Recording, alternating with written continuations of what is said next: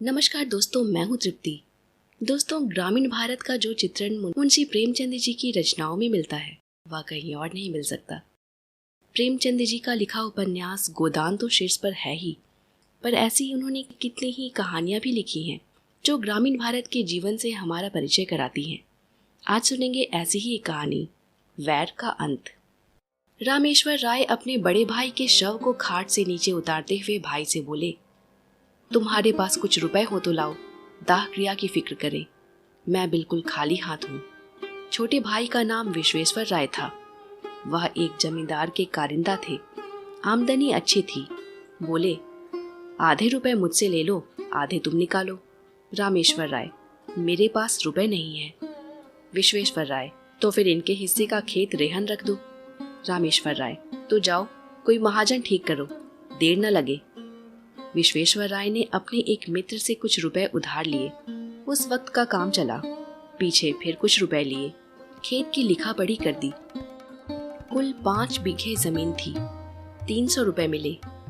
गांव के लोगों का अनुमान है कि क्रियाकर्म में मुश्किल से 100 रुपए उठे होंगे, पर विश्वेश्वर राय ने सोडसी के दिन 301 रुपए का लेखा भाई के सामने रख दिया।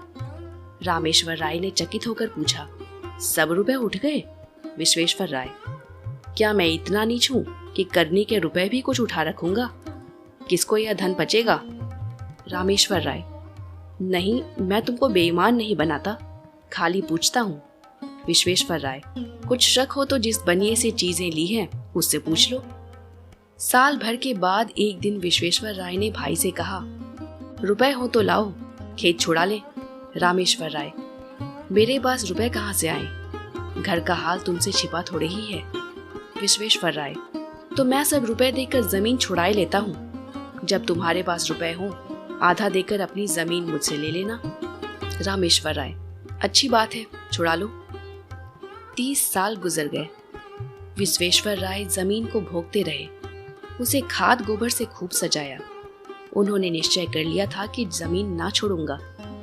मेरा तो इस पर मौरूसी हक हो गया, अदालत से भी कोई नहीं ले सकता। रामेश्वर राय ने कई बार यत्न किया कि रुपए देकर अपना हिस्सा ले ले, पर 30 साल में भी वह 150 रुपए जमा न कर सके। मगर रामेश्वर राय का लड़का जागेश्वर कुछ संभल गया। वह गाड़ी लादने का काम करने लगा था और इस काम से उसे अच्छा नफा भी होता था। उसे अपने हिस्से की रात दिन चिंता रहती थी। अंत में उसने रात दिन परिश्रम करके यथेष्ट धन बटोर लिया और एक दिन चाचा से बोला, काका, अपने रुपए ले लीजिए, मैं अपना नाम चढ़वा लूं।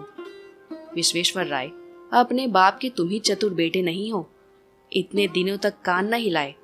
जब मैंने जमीन को सोना बना लिया तब हिस्सा बांटने चले हो। तुमसे मांगने तो नहीं गया था। जागेश्वर, तो अब जमीन न मिलेगी? रामेश्वर, भाई का हक मारकर कोई सुखी नहीं रहता। विश्वेश्वर राय, जमीन हमारी है, भाई की नहीं। जागेश्वर, तो आप सीधे न दीजिएगा? विश्वेश्वर, ना सीधे दूंगा ना टेढ़े से दूंगा, अदालत करो। जागेश्वर, अदालत करने की मुझे सामर्थ्य नहीं है, पर इतना कहे देता हूं कि जमीन चाहे मुझे ना मिले पर आपके पास न रहेगी। विश्वेश्वर राय, यह धमकी जाकर किसी और को दो। जागेश्वर, फिर यह न कहिएगा कि भाई होकर वैरी हो गया। विश्वेश्वर राय, 1000 गांठ में रखकर तब जो कुछ जी में आए चाहे करना। जागेश्वर, मैं गरीब आदमी 1000 रुपए कहाँ से लाऊंगा, पर कभी कभी भगवान दीनों पर दयालु हो जाते हैं। विश्वेश्वर राय, मैं इस डर से बिल नहीं खोद रहा हूँ। रामेश्वर राय तो चुप ही रहा, पर जागेश्वर इतना क्षमाशील न था। वकील से बातचीत की। वह अब आधी नहीं, पूरी जमीन पर दांत लगाए हुए था। मृत सिद्धेश्वर राय की एक लड़की तपेश्वरी थी। वह अपने जीवन काल में उसका विवाह कर चुके थे। उसे कुछ मालूम ही न था कि बाप ने क्या छोड़ा और किसने लिया। क्रियाकर्म अच्छी तरह से हो गया, वह इसी में खुश थी। सोडसी में आई थी, फिर ससुराल चली गई। 30 वर्ष हो गए, ना किसी ने बुलाया, ना वह मैके आई। ससुराल की दशा भी अच्छी न थी। पति का देहांत हो चुका था। लड़के भी अल्प वेतन पर नौकर थे।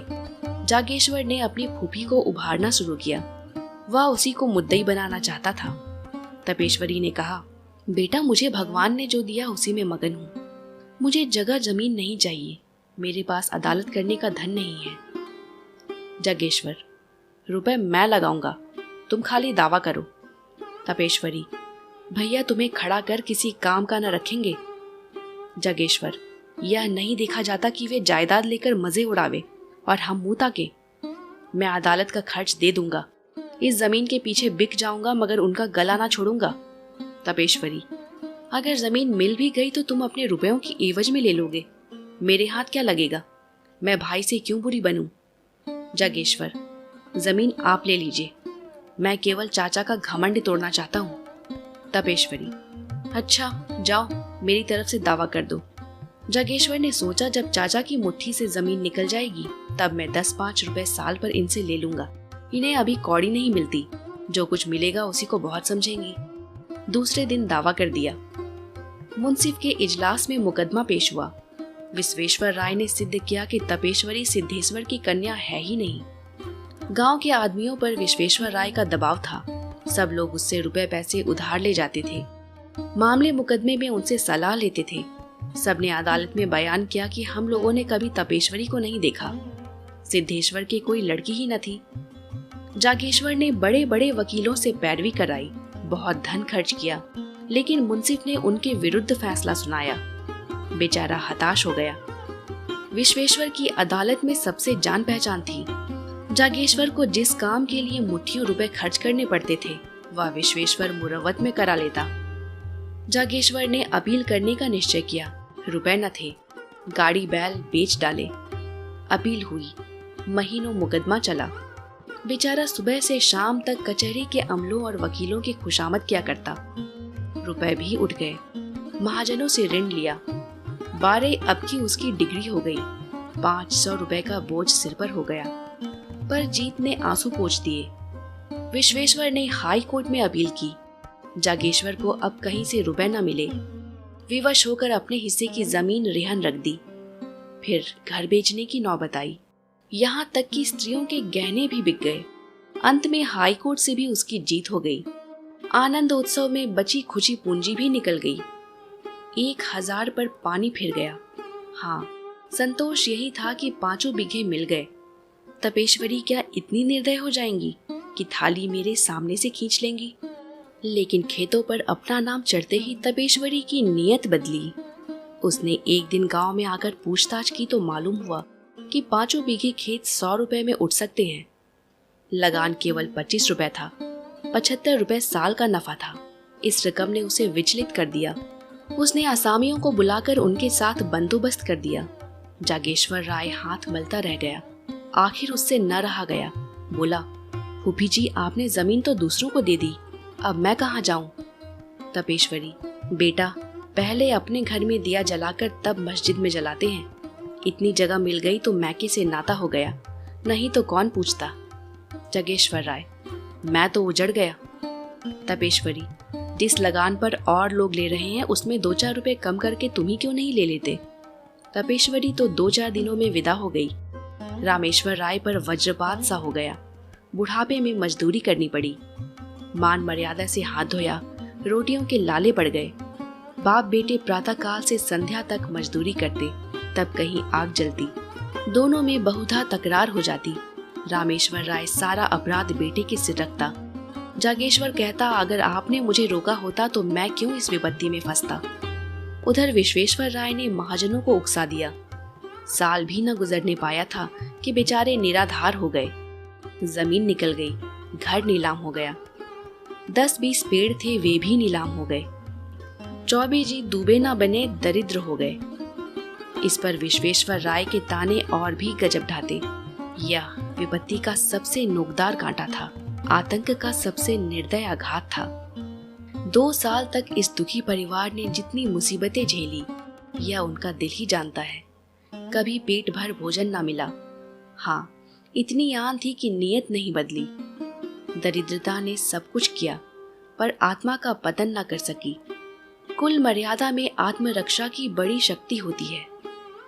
एक दिन संध्या समय दोनों आदमी बैठे आग ताप रहे थे कि सहसा एक आदमी ने आकर कहा, ठाकुर चलो, विश्वेश्वर राय तुम्हें बुलाते हैं। रामेश्वर ने उदासीन भाव से कहा, मुझे क्यों बुलाएंगे? मैं उनका कौन होता हूँ? क्या कोई उपद्रव खड़ा करना चाहते हैं? इतने में दूसरा आदमी दौड़ा हुआ आकर बोला, ठाकुर जल्दी चलो, विश्वेश्वर राय की दशा अच्छी नहीं है। विश्वेश्वर राय को इधर कई दिनों से खांसी बुखार की शिकायत थी, लेकिन शत्रुओं के विषय में हमें किसी अनिष्ट की शंका नहीं होती। रामेश्वर और जगेश्वर कभी कुशल समाचार पूछने भी न गए। कहते उन्हें क्या हुआ है, अमीरों को धन का रोग होता है। जब आराम करने का जी चाहा पलंग पर लेट रहे, दूध में साबूदाना उबालकर मिश्री मिलाकर खाया और फिर उठ बैठे। विश्वेश्वर राय की दशा अच्छी नहीं है, यह सुनकर भी दोनों जगह से न हिले। रामेश्वर राय ने कहा, दशा को क्या हुआ है, आराम से पड़े बातें तो कर रहे हैं। जागेश्वर, किसी वैद्य हकीम को बुलाने भेजना चाहते होंगे, शायद बुखार तेज हो गया है। रामेश्वर, यहाँ किसी फुर्सत है, सारा गांव तो इनका हितू है, जिसे चाहे भेज दे। जागेश्वर, हर्ज ही क्या है, जरा जाकर सुनाओ। रामेश्वर, जाकर थोड़े उपले बटोर लाओ, चूल्हा जले फिर जाना। ठकुर सुहाती करनी आती तो आज यह दशा न होती। जागेश्वर ने टोकरी उठाई और हार की तरफ चला कि इतने में विश्वेश्वर राय के घर से रोने की आवाजें आने लगी। उसने टोकरी फेंक दी और दौड़ा हुआ चाचा के घर जा पहुंचा। देखा तो लोग उन्हें चारपाई से नीचे उतार रहे थे। जागेश्वर को ऐसा जान पड़ा मेरे मुंह में कालिख लगी हुई है। वह आंगन के दालान में चला गया और दीवार में मुंह छिपाकर रोने लगा। युवावस्था आवेशमय होती है, क्रोध से आग हो जाती है तो करुणा से पानी भी हो जाती है। विश्वेश्वर राय की 3 बेटियां थीं, उनके विवाह हो चुके थे। 3 पुत्र थे, वे अभी छोटे थे। सबसे बड़े की उम्र 10 वर्ष से अधिक न थी। माताजी जीवित थीं। खाने वाले तो 4 थे, कमाने वाला कोई न था। देहात में जिसके घर में दोनों जून चूल्हा जले वह धनी समझा जाता है। उसके धन के अनुमान में भी अत्युक्ति से काम लिया जाता है। लोगों का विचार था कि विश्वेश्वर राय ने हजारों रुपए जमा कर लिए होंगे, पर वहां वास्तव में कुछ न था। आमदनी पर सबकी निगाह रहती है, खर्च को कोई नहीं देखता। उन्होंने लड़कियों के विवाह खूब दिल खोल कर किए थे। भोजन वस्त्र में मेहमानों और नातेदारों के आदर सत्कार में उनकी सारी आमदनी गायब हो जाती थी। अगर गांव में अपना रौब जमाने के लिए 200-400 रुपए का लेन देन कर लिया था तो कई महाजनों का कर्ज भी था। यहाँ तक कि छोटी लड़की के विवाह में अपनी जमीन गिरव रख दी थी। साल भर तक तो विधवा ने ज्यों त्यों करके बच्चों का भरण पोषण किया, गहने बेचकर काम चलाती रही। पर जब यह आधार भी न रहा तब कष्ट होने लगा। निश्चय किया कि तीनों लड़कों को तीनों कन्याओं के पास भेज दूं। रही अपनी जान, उसकी क्या चिंता। तीसरे दिन भी पाव भर आटा मिल जाएगा तो दिन कट जाएंगे। लड़कियों ने पहले तो भाइयों को प्रेम से रखा, किंतु 3 महीने से ज्यादा कोई न रख सकी। उनके घर वाले चिढ़ते थे और अनाथों को मारते थे। लाचार हो माता ने लड़कों को बुला लिया। छोटे छोटे लड़के दिन दिन भर भूखे रह जाते। किसी को कुछ खाते देखते तो घर में जाकर माँ से मांगते, फिर माँ से मांगना छोड़ दिया। खाने वालों ही के सामने जाकर खड़े हो जाते और क्षुधित नेत्रों से देखते। कोई तो मुट्ठी भर चबीना निकाल कर दे देता, पर प्रायः लोग दुत्कार देते थे। जाड़ों के दिन थे, खेतों में मटर की फलियां लगी हुई थी। एक दिन तीनों लड़के खेत में घुसकर मटर उखाड़ने लगे। किसान ने देख लिया, दयावान आदमी था। खुद एक बोझा मटर उखाड़कर विश्वेश्वर राय के घर पर लाया और ठकुराइन से बोला, काकी, लड़कों को डांट दो कि किसी के खेत में न जाया करें। जागेश्वर राय उसी समय अपने द्वार पर बैठा चिलम पी रहा था। किसान को मटर लाते देखा। तीनों बालक पिल्लों की भांति उसके पीछे पीछे दौड़े चले आते थे। उसकी आंखें सजल हो गई। घर में जाकर पिता से बोला, चाची के पास अब कुछ नहीं रहा, लड़के भूखों मर रहे हैं। रामेश्वर राय, तुम त्रिया चरित्र नहीं जानते, यह सब दिखावा है। जन्म भर की कमाई कहाँ उड़ गई। जागेश्वर राय, अपना काबू चलते हुए कोई लड़कों को भूखा नहीं मार सकता। रामेश्वर राय, तुम क्या जानो, बड़ी चतुर औरत है। जागेश्वर, लोग हामी लोगों को हंसते होंगे। रामेश्वर, हंसी की लाज है तो जाकर छां कर लो, खिलाओ पिलाओ, है दम। जागेश्वर, ना भरपेट खाएंगे, आधे पेट ही सही, बदनामी तो ना होगी। चाचा से लड़ाई थी, लड़कों ने हमारा क्या बिगाड़ा है। रामेश्वर, वह चुड़ैल तो अभी जीती है ना। जागेश्वर चला आया। उसके मन में कई बार यह बात आई थी कि चाची को कुछ सहायता दिया करूं, पर उनकी जली कटी बातों से डरता था। आज उसने एक नया ढंग निकाला है। लड़कों को खेलते देखता तो बुला लेता, कुछ खाने को दे देता। मजदूरों को दोपहर की छुट्टी मिलती है। अब वह अवकाश के समय काम करके मजदूरी के पैसे कुछ ज्यादा पा जाता। घर चलते समय खाने की कोई चीज ले लेता और अपने घर वालों की आंख बचाकर उन अनाथों को दे देता। धीरे धीरे लड़के उससे इतने हिल मिल गए कि उसे देखते ही भैया भैया कहकर दौड़ते, दिन भर उसकी राह देखा करते। पहले माता डरती थी कि कहीं मेरे लड़कों को बहलाकर ये महाशय पुरानी अदावत तो नहीं निकालना चाहते हैं। वह लड़कों को जागेश्वर के पास जाने और कुछ लेकर खाने से रोकती, पर लड़के शत्रु और मित्र को बूढ़ों से ज्यादा पहचानते हैं। लड़के माँ के मना करने की परवाह न करते। यहाँ तक कि शनैः शनैः माता को भी जागेश्वर की सहृदयता पर विश्वास आ गया। एक दिन रामेश्वर ने बेटे से कहा, तुम्हारे पास रुपए बढ़ गए हैं तो 4 पैसे जमा क्यों नहीं करते, लुटाते क्यों हो? जागेश्वर, मैं तो एक एक कौड़ी की किफायत करता हूँ। रामेश्वर, जिन्हें अपना समझ रहे हो वे एक दिन तुम्हारे शत्रु होंगे। जागेश्वर, आदमी का धर्म भी तो कोई चीज है। पुराने वैर पर एक परिवार की भेंट नहीं कर सकता। मेरा बिगड़ता ही क्या है, यही ना, रोज घंटे 2 घंटे और मेहनत करनी पड़ती है। रामेश्वर ने मुंह फेर लिया। जागेश्वर घर में गया तो उसकी स्त्री ने कहा, अपने मन की ही करते हो, चाहे कोई कितना ही समझाए। पहले घर में आदमी दिया जलाता है। जागेश्वर, लेकिन यह तो उचित नहीं कि अपने घर में दिया की जगह मोमबत्तियां जलाएं और मस्जिद को अंधेरा ही छोड़ दे। स्त्री, मैं तुम्हारे साथ क्या पड़ी, मानो कुएं में गिर पड़ी। कौन सुख देते हो, गहने उतार लिए अब सांस भी नहीं लेते। जागेश्वर, मुझे तुम्हारे गहने से भाइयों की जान ज्यादा प्यारी है। स्त्री ने मुंह फेर लिया और बोली, वैरी की संतान कभी अपनी नहीं होती। जागेश्वर ने बाहर जाते हुए उत्तर दिया, वैर का अंत वैरी के जीवन के साथ हो जाता है। समाप्त। दोस्तों, अगर आपको ये कहानी पसंद आई तो इसे लाइक और शेयर करना न भूले। कहानी पर अपनी प्रतिक्रिया आप मुझे कमेंट बॉक्स में बता सकते हैं। अगर अब तक आपने इस चैनल को सब्सक्राइब नहीं किया तो इसे प्लीज सब्सक्राइब कीजिए। मिलते हैं अगले वीडियो में एक और अनमोल कहानी के साथ।